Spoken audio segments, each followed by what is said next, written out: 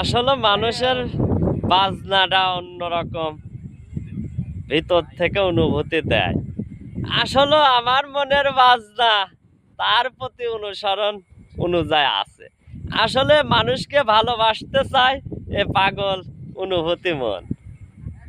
আসলে ভালোবাসার ভিতরে কোনো কমতি নাই, তার বিষয় নিয়ে কথা বললে কোনো শেষ নাই। আসলে ভালোবাসা উপর থেকে আসে, তার অনুসরণ ভাবে। আসলে মানুষ নিয়ে কথা বললে আসলে অনেক অনুভূতি হাসে।